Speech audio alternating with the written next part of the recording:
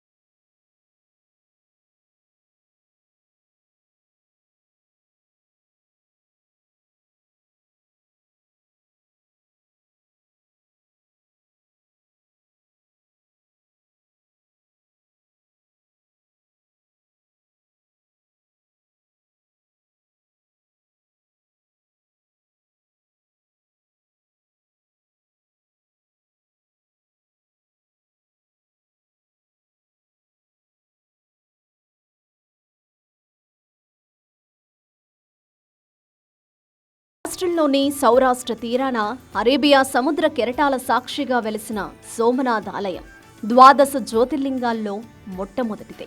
ఈ క్షేత్రం కేవలం ఒక ఆలయం మాత్రమే కాదు, హిందూ ధర్మం యొక్క అజేయ సంకల్పానికి నిదర్శనం. దక్ష ప్రజాపతి తన 27 మంది కుమార్తెలను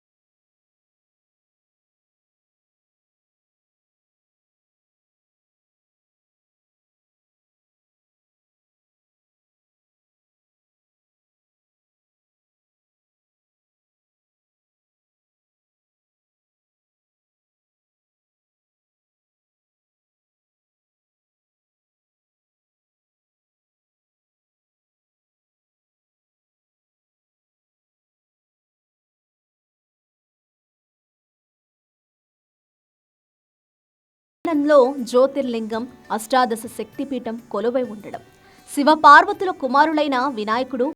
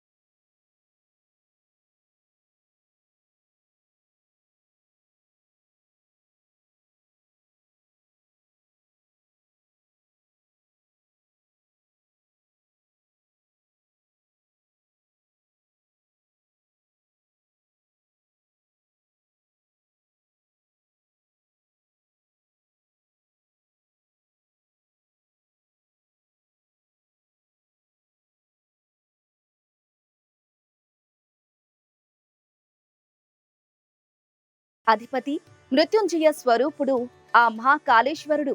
ఉజ్జయిని క్షిప్రా నది తీరాన వెలసిన ఈ దక్షిణామూర్తిని దర్శిస్తే కాలయముడి భయం కూడా తొలగిపోతుందని భక్తుల ప్రగాఢ విశ్వాసం. ముఖ్యంగా ఇక్కడ జరిగే భస్మహారతి వైరాగ్యానికి, పరమశివుని దివ్యత్వానికి సజీవ సాక్ష్యం. మరోవైపు నర్మదా నదీ తీరాన ప్రకృతి సిద్ధంగా ఓం ఆకారంలో వెలిసిన ఓంకారేశ్వరం వింధ్య పర్వత అహంకారాన్ని అణచి భక్తుల కోసం 2 రూపాల్లో వెలసిన ఈ పుణ్యక్షేత్ర విశిష్టత గురించి ఇప్పుడు తెలుసుకుందాం.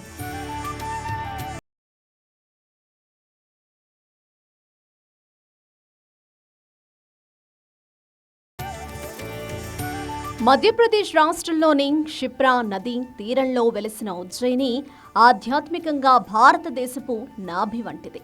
కాలానికి అధిపతి అయిన శివుడు ఇక్కడ మహాకాలుడిగా కొలువై ఉన్నాడు. ప్రపంచంలో కాలగమనాన్ని లెక్కించే ప్రాచీన కేంద్రంగా ఈ క్షేత్రానికి ప్రత్యేక గుర్తింపు ఉంది. 12 జ్యోతిర్లింగాల్లో దక్షిణముఖంగా ఉన్న ఏకైక లింగం మహాకాళేశ్వరుడు మాత్రమే. శాస్త్రాల ప్రకారం దక్షిణం యమస్థానం.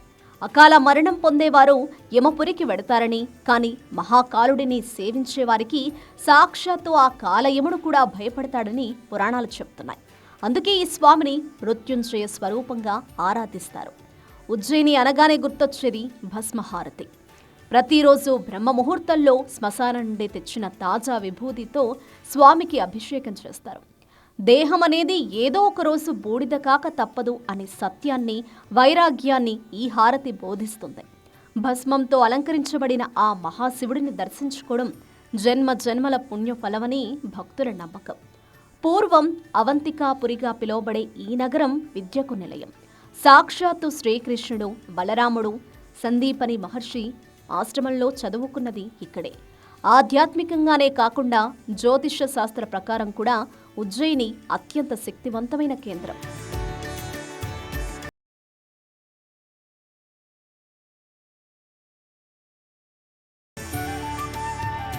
నర్మదా నదీ తీరంలో కొలువుదీరిన ఓంకారేశ్వరం ప్రకృతి, పరమాత్మ ఒకే రూపంలో సాక్షాత్కరించే అద్భుత ప్రదేశం.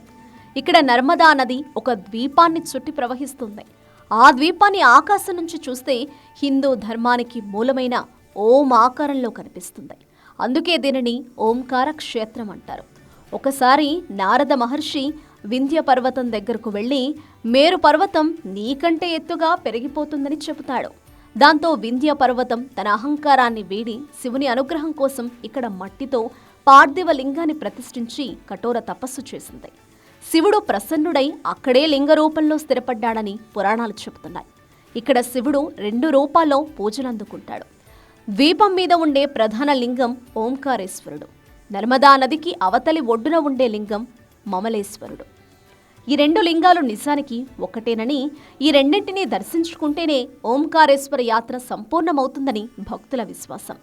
గంగా స్నానం, నర్మదా దర్శనం అంటారు. అంటే గంగా నదిలో స్నానం చేస్తే ఎంత పుణ్యం వస్తుందో నర్మదా నదిని దర్శించుకుంటేనే అంత పుణ్యం లభిస్తుంది. ఇక్కడి నదిలో లభించే ప్రతి రాయి శివలింగంగానే భావిస్తారు. ఆది శంకరాచార్యుల వారు తన గురువు గోవింద భగవత్పాదులను కలుసుకున్నది కూడా ఇక్కడే.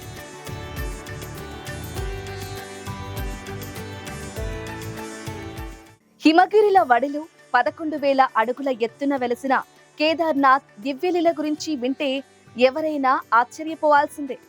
6 నెలల పాటు ఆలయం మూసి ఉన్న లోపల అఖండ జ్యోతి వెలుగుతూనే ఉండటం ఆ పరమేశ్వరుడి అద్భుత శక్తికి నిదర్శనం. ఉత్తరాఖండ్లోని హిమాలయాల ఒడిలో సుమారు 11,000 అడుగుల ఎత్తున మందాకిని నదీ తీరాన వెలిసిన పరమ పవిత్ర క్షేత్రం కేదారనాథ్. 12 జ్యోతిర్లింగాల్లో ఇది అత్యంత ఎత్తులో ఉన్న క్షేత్రం. పంచ కేదారాలలో ప్రధానమైనది. కురుక్షేత్ర యుద్ధం తర్వాత గోత్ర హత్య పాతకం నుండి విముక్తి పొందడానికి పాండవులు శివుడి కోసం అన్వేషిస్తారు. కానీ శివుడు వారికి దర్శనమివ్వక మహిషం రూపం ధరించి మంచులో దాక్కుంటాడు. భీముడు ఆ రూపాన్ని గుర్తించి పట్టుకోగా స్వామి భూమిలోకి అంతర్ధానమవుతాడు. అలా భూమిలోకి వెళ్లే క్రమంలో స్వామివారి పృష్ఠ భాగం ఇక్కడ లింగంగా నిలిచిపోయింది. అందుకే ఇక్కడ శివలింగం సహజ సిద్ధమైన త్రిభుజాకారంలో ఉంటుంది. తీవ్రమైన మంచు కురవడం వల్ల ఈ ఆలయాన్ని సంవత్సరంలో 6 నెలలు మూసివేస్తారు. ఆ సమయంలో స్వామివారి ఉత్సవ విగ్రహాన్ని కింద ఉన్న ఉఖీ మఠానికి తరలిస్తారు. ఆశ్చర్యకరమైన విషయం ఏంటంటే ఆలయ తలుపులు మూసి ఉన్న 6 నెలల పాటు లోపల అఖండ జ్యోతి వెలుగుతూనే ఉంటుంది. మళ్లీ తలుపులు తీసేసరికి ఆలయం లోపల పూజలు జరిగినట్లుగా తాజా పుష్పాలు ఉండడం స్వామివారి దివ్యలీలగా భక్తులు నమ్ముతారు.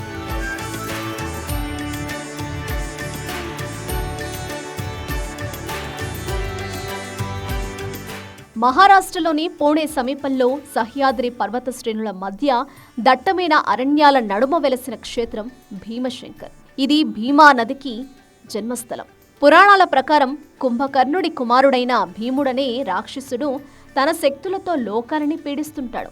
శివభక్తుడైన కామరూపేశ్వరుడిని బంధించి శివలింగాన్ని ధ్వంసం చేయబోగా పరమశివుడు ప్రత్యక్షమై ఆ రాక్షసుడిని భస్మం చేస్తాడు.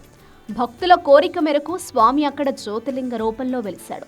ఇక్కడి శివలింగం చాలా వెడల్పుగా ఉండడం వల్ల దీనిని మోటేశ్వర్ అని కూడా పిలుస్తారు. ప్రకృతి ఒడిలో ప్రశాంతతను వెతికే భక్తులకు ఇదొక దివ్యధామం. విశ్వానికే రాజధాని, కాలాతీత నగర వారణాసి.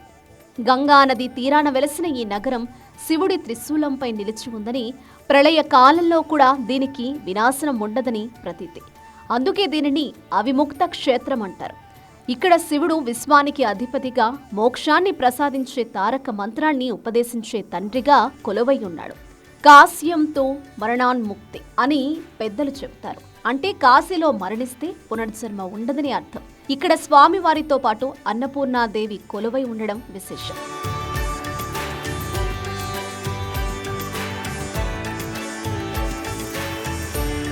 సాక్షాత్తు ఆ పరమేశ్వరుడే అమ్మవారి దగ్గర భిక్షాటన చేశారని, అందుకే కాశీలో ఎవరూ ఆకలితో నిద్రపోరని భక్తుల విశ్వాసం. గంగా హారతి సమయంలో దశాశ్వమేధ ఘాట్ వద్ద వినిపించే మంత్రోచ్చరణలు భక్తులను పరవశింపజేస్తాయి. మహారాష్ట్రలోని నాసిక్ సమీపంలో బ్రహ్మగిరి పర్వత పాదాల వద్ద కొలువుదీరిన క్షేత్రం త్రయంబకేశ్వరం. దక్షిణ గంగగా పిలువబడే గోదావరి నది పుట్టిన చోటు ఇది. సాధారణంగా శివలింగం పైకి ఉంటే ఇక్కడ లింగం భూమి లోపల ఒక చిన్న గుంటలాంటి ప్రదేశంలో ఉంటుంది. ఇందులో 3 చిన్న లింగాలుంటాయి. ఇవి బ్రహ్మ, విష్ణు, మహేశ్వరులకు చిహ్నాలు. అందుకే దీనిని త్రయంబకం అంటారు.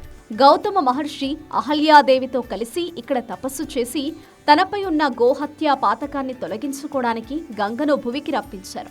ఆ గంగే గోదావరిగా ప్రవహిస్తుండగా శివుడు ఇక్కడ జ్యోతిర్లింగంగా వెలిశాడు. భారతీయ సంస్కృతిలో ద్వాదశ జ్యోతిర్లింగాల దర్శనం జన్మధన్యానికి మార్గమని భక్తుల విశ్వాసం. రావణేశ్వరుడి భక్తికి నిదర్శనంగా నిలిచిన జార్ఖండ్లోని వైద్యనాథ ధామం నుంచి రాక్షస సంహారం కోసం వెలిసిన ద్వారకలోని నాగేశ్వర జ్యోతిర్లింగం వరకు ప్రతి క్షేత్రం ఒక అద్భుత గాథ. అంతేకాకుండా సీతమ్మ వారు స్వయంగా ఇసుకతో నిర్మించిన రామేశ్వరంలోని సైకతలింగం, భక్తురాలి నిశ్చల భక్తికి మెచ్చి వెలిసిన గృణేశ్వర క్షేత్రం. ఈ పుణ్యలింగాల విశిష్టతను, వాటి వెనక ఉన్న పురాణ నేపథ్యాలను ఇప్పుడు తెలుసుకుందాం. జార్ఖండ్ రాష్ట్రంలోని దేవఘర్లో వెలిసిన వైద్యనాథ జ్యోతిర్లింగం భక్తుల కష్టాలను తీర్చే పరమౌషధం వంటిదే. రావణేశ్వర ధామ్ అని కూడా పిలుస్తారు. పురాణ గాథ ప్రకారం రావణాసురుడు లంకను రక్షించుకోవడానికి శివుడిని తనతో రమ్మని కోరుతాడు. శివుడు ఒక ఆత్మలింగాన్నిచ్చి దీనిని ఎక్కడ భూమిపై ఉంచితే అక్కడే ఇది స్థిరపడిపోతుందని షరతు విధిస్తాడు. మార్గమధ్యంలో రావణుడు సంధ్యావందనం కోసం లింగాన్ని ఒక బ్రాహ్మణ బాలుడి చేతికిస్తాడు. భారము భరించలేక ఆ బాలుడు లింగాన్ని నేలపై పెట్టడంతో అది అక్కడే ప్రతిష్ఠితమైంది. రావణుడు తన తలలను కోసి శివుడికి ఆహుతిస్తుండగా శివుడు ఒక వైద్యుడిగా వచ్చి అతని గాయాలను మాన్పి పునర్జన్మనిస్తాడు. అందుకే ఈ స్వామి వైద్యనాథుడు అయ్యాడు. ఇక్కడి స్పర్శ దర్శనం దీర్ఘకాలిక వ్యాధులను నయం చేస్తుందని భక్తుల ప్రగాఢ విశ్వాసం. గుజరాత్ రాష్ట్రంలోని ద్వారకా సమీపంలో దారుకావనం అనే పవిత్ర ప్రదేశంలో నాగేశ్వర జ్యోతిర్లింగం వెలిసింది. స్వామి ఇక్కడ నాగభూషణుడిగా, సర్పాలకు అధిపతిగా కొలువై ఉన్నాడు.